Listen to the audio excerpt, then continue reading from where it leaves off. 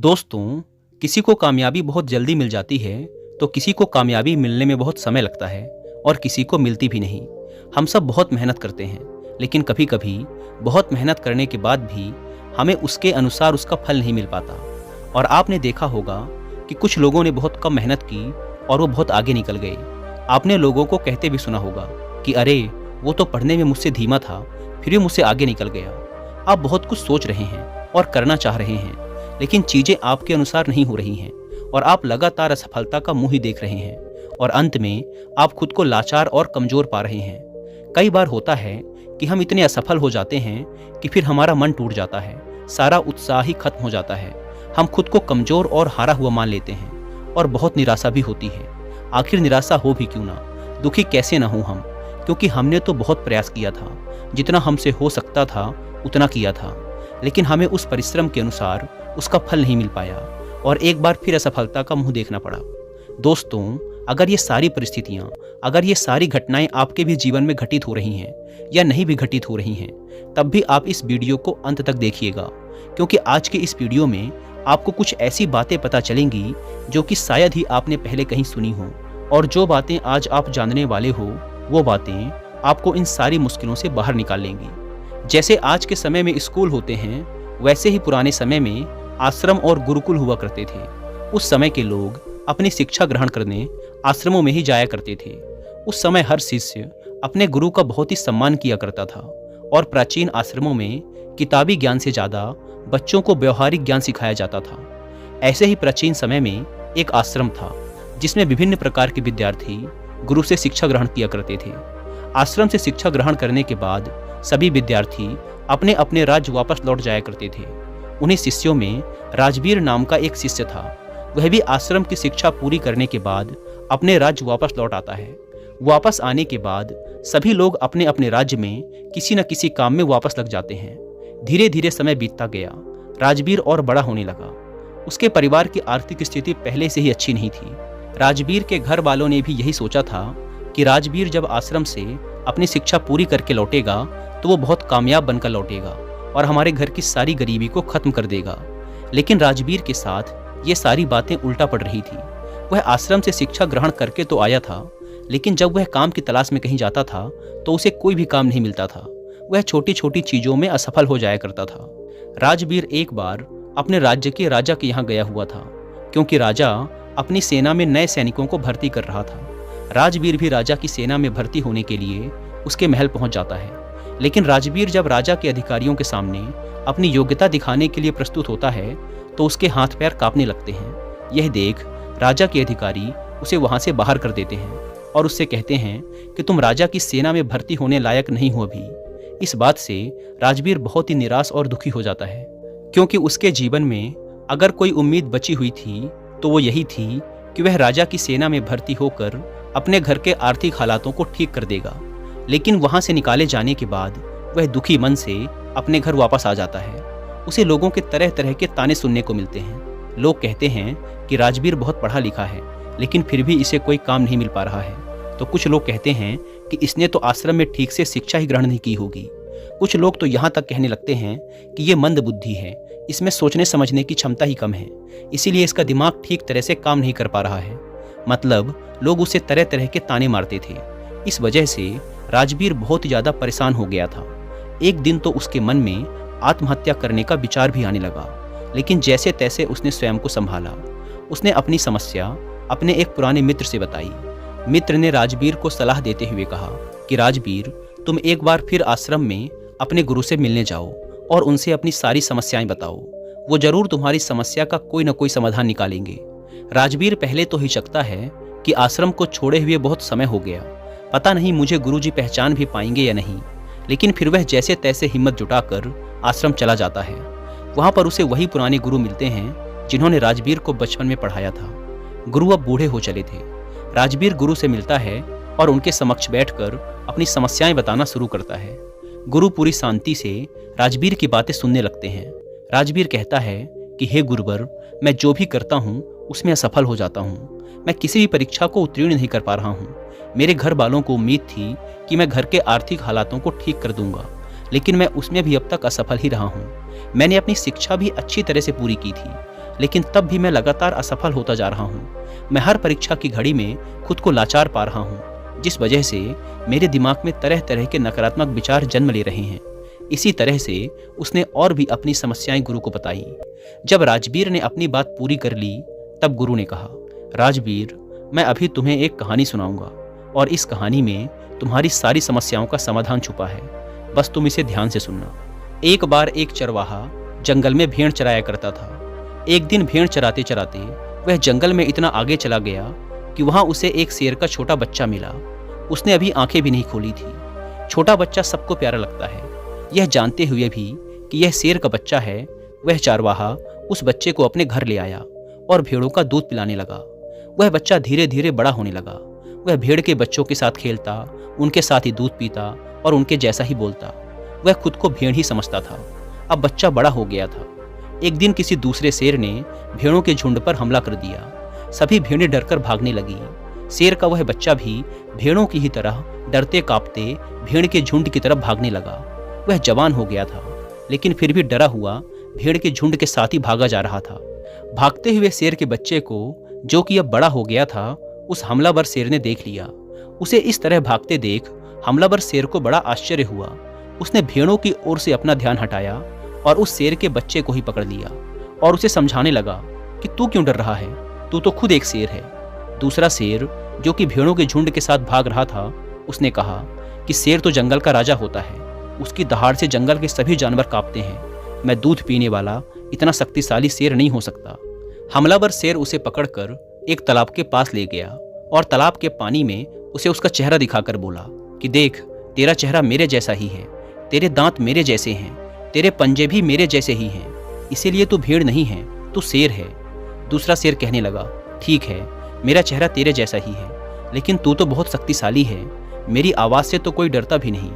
हमलावर शेर ने कहा, तेरी आवाज़ से भी सब डरेंगे, बस तू खुद को शेर समझ। जिस दिन से तूने खुद को शेर समझ लिया, उस दिन से तुझसे सब डरेंगे। बस तू अपने अंदर की शक्ति को पहचान और खुद पर भरोसा रख। तुझे यह महसूस करना होगा कि मैं भी एक शेर हूँ, मेरे अंदर भी ताकत है, मैं भी जंगल का राजा बन सकता हूँ। जिस दिन से तेरे दिमाग में यह बात बैठ जाएगी, उस दिन से तू किसी से नहीं डरेगा। तू आज डरकर इसीलिए भाग रहा था क्योंकि तू खुद को भेड़ समझ रहा था।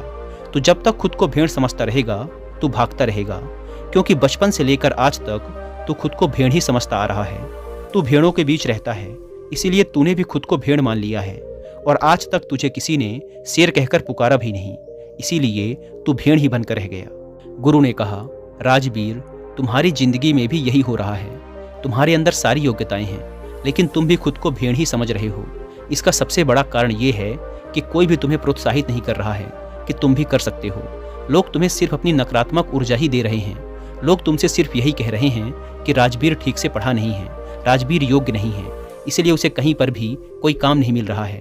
तुम्हारे चाहने वालों ने, आस पड़ोस वालों ने असफलता का डर तुम्हारे दिमाग में भर दिया है। बचपन से ये सभी लोग तुम्हें अयोग्य ही बोल रहे हैं और अयोग्य ही समझ रहे हैं, जिससे तुम्हारी मानसिक दशा भी अयोग्य सी हो गई है। तुम अपने नकारात्मक विश्वासों में कैद हो गए हो। तुम खुद को असफल और हारा हुआ मानने लगे हो, क्योंकि लंबे समय तक जब किसी को अयोग्य और असफल बोला जाएगा तो उसका दिमाग सच में अयोग्य और असफल हो जाएगा। वह खुद को कमज़ोर और लाचार समझने लगता है, क्योंकि लोगों ने उसे कमज़ोर और लाचार ही बोला है। इस दुनिया में प्रोत्साहित करने वाले लोग बहुत कम हैं। राजवीर, ज़्यादातर लोग बस तुम्हें नकारात्मक ऊर्जाएं ही देंगे। वो तो चाहते हैं कि तुम जिंदगी में सफल ना हो, तुम जिंदगी भर भेड़ ही बने रहो। वे तुम्हारे भेड़ बने रहने पर ही खुश हैं, क्योंकि उन्हें भी डर है कि अगर तुम शेर बन गए तो तुम उन्हें खा जाओगे, क्योंकि शेर से सब डरते हैं। अर्थात उन्हें डर है कि तुम जिंदगी में उनसे आगे निकल जाओगे। अगर अपनी जिंदगी में कोई व्यक्ति बहुत सफल होता है तो सबसे पहले आस पड़ोस के लोगों और रिश्तेदारों को ही दुख तकलीफ होती है। सफल होने के लिए तुम्हें खुद को अंदर से बदलना होगा, खुद के दिमाग पर काम करना होगा, खुद को शेर समझना होगा। जिस दिन तुम खुद को शेर अर्थात योग्य समझने लगे और खुद पर विश्वास करने लगोगे, उस दिन तुम खुद ही सफल हो जाओगे। गुरु ने कहा, राजवीर, अगर किसी बच्चे को बचपन से ही बोला जाएगा कि तू कमजोर है, तू मंद बुद्धि है, तू गधा है, तू जीवन में कुछ भी नहीं कर पाएगा, तू जीवन भर असफल ही रहेगा, तो सच में वो जीवन भर असफल ही रह जाएगा और ये सब बातें उसे भेड़ बना देंगी और वो खुद को भेड़ ही मानने लगेगा। यहाँ भेड़ से मतलब है कि वो खुद को कमज़ोर और लाचार समझने लगेगा। वह मानने लगेगा कि वह जिंदगी में कुछ भी नहीं कर सकता, तो उसके आसपास के लोग उसे खुद कमज़ोर बना देते हैं। लेकिन किसी बच्चे से बचपन से ही ये बोला जाए कि तू शेर है, तू योग्य है, तू कर सकता है, तेरे अंदर बहुत ताकत है, बहुत हिम्मत है, दुनिया की कोई भी ताकत तुझे सफल होने से नहीं रोक सकती। अगर बचपन से ही ये सब विचार उसके दिमाग में डाल दिए जाएं, तो वास्तव में उसे सफल होने से कोई नहीं रोक सकता, क्योंकि अब उसके दिमाग में यह बैठ चुका है कि वह सफल हो जाएगा। जब किसी के दिमाग में ये सब बातें पूरे विश्वास के साथ बैठ जाती हैं, तो फिर ये ब्रह्मांड खुद उसे सफल बनाता है। बच्चा जब जानने समझने लायक होता है, तो उसके आसपास क्या चल रहा है, लोग क्या बोल रहे हैं, वो ये सब बातें बड़े ध्यान से सुनता है और समझता भी है। गुरु कहते हैं कि अगर उस छोटे बच्चे के अंदर अच्छी सोच, अच्छे विचार भर दिए जाएं और उसके बारे में अच्छा बोला जाए कि तेरे अंदर असीम संभावनाएं हैं, तो जो चाहे कर सकता है, और सभी सकारात्मक विचार उसके अंदर डाल दिए जाएं, तो उसके दिमाग की क्षमता बढ़ने लगती है, उसका डर खत्म होने लगता है और उसके अंदर निर्णय लेने और संघर्ष करने की शक्ति बढ़ने लगती है। और ऐसे सकारात्मक सोच वाले बच्चे आगे चलकर अपनी ज़िंदगी में ज़रूर सफल होते हैं। कोई बच्चा कितना भी कमज़ोर हो, हमें उसे कभी भी गधा या कमज़ोर नहीं बोलना चाहिए। जब हम किसी बच्चे को कमज़ोर और लाचार बोलते हैं, तो वो सच में स्वयं को कमज़ोर और लाचार मानने लग जाता है। वो समझने लगता है कि वो सच में दूसरों से कमज़ोर है। उसका दिमाग खुद को कमज़ोर समझने लगता है। उसे लगने लगता है कि वास्तव में वह कुछ भी नहीं कर सकता, क्योंकि बचपन से ही उसके आसपास के लोगों के द्वारा बोला जा रहा है कि तू ये है, तू वो है, तू यह नहीं कर सकता, तू वह नहीं कर सकता। तो ये तमाम विचार बचपन से ही उसके अंदर बैठ जाते हैं, जिसकी वजह से वह ना तो कुछ बड़ा सोच पाता है और ना ही कुछ बड़ा कर पाता है, और ज़िंदगी भर भेड़ बनकर रह जाता है। लेकिन अगर वहीं पर बचपन से ही उस बच्चे के दिमाग में अच्छे विचार डाले जाएं, अच्छी सोच पैदा की जाए, तो भविष्य में आगे चलकर वह एक सकारात्मक ऊर्जा के साथ आगे बढ़ेगा। और जब कोई व्यक्ति सकारात्मक ऊर्जा के साथ आगे बढ़ता है, तो उसके रास्ते में आने वाली बाधाएं खुद ब खुद दूर होनी शुरू हो जाती हैं। राजवीर, बचपन से तुम्हारे साथ भी यही हो रहा है। बचपन से लोगों ने तुम्हारे दिमाग में यही सब नकारात्मक विचार भर दिए हैं, जिसके परिणाम स्वरूप बड़े होकर भी तुम यही सब सोच रहे हो। तुम बिना डरे सबसे पहले खुद को सकारात्मक ऊर्जाओं से भरो। जब तुम खुद को सकारात्मक ऊर्जाओं से भर लोगे, तब तुम स्वयं ही सफल हो जाओगे। फिर सफलता के द्वार तुम्हारे लिए खुलने लगेंगे। गुरु ने कहा, कहीं भी जाने से और कुछ भी करने से पहले खुद को सकारात्मक विचारों से भरो। तुम्हें असफल और नकारात्मक विचारों की ओर ध्यान ही नहीं देना है। तुम्हें बस खुद को सकारात्मक ऊर्जाओं से भरना है। तुम प्रतिदिन जब सुबह उठो और रात में सोने जाओ, तब स्वयं से कहो और महसूस करो कि मैं भी कर सकता हूँ, मैं हार नहीं मान सकता, क्योंकि मेरे अंदर भी क्षमता है, मेरे अंदर भी योग्यता है। खुद को सकारात्मक ऊर्जाओं और विचारों से लगातार भरते रहो। इसके बाद तुम खुद धीरे धीरे यह महसूस करने लगोगे कि सफलता के द्वार तुम्हारे लिए खुलने लगे हैं। गुरु आगे कहते हैं कि राजवीर, तुम ये काम आज से ही शुरू कर दो। अगर तुम यह काम आज से ही शुरू कर देते हो, तुम्हें बहुत ही जल्द इसका प्रभाव भी देखने को मिलेगा। इतना कहने के बाद गुरु मौन हो गए। राजवीर अपने गुरु का धन्यवाद करते हुए एक सकारात्मक ऊर्जा के साथ अपने घर वापस आ जाता है। 3 महीने के अभ्यास के बाद सबसे पहले वह अपने अंदर के डर को खत्म करता है, खुद को सकारात्मक ऊर्जाओं और विचारों से भरता है। ऐसे ही एक दिन राजा के सैनिक उसके गांव आते हैं और कहते हैं कि राजा की सेना में कुछ नए सैनिकों की जरूरत है।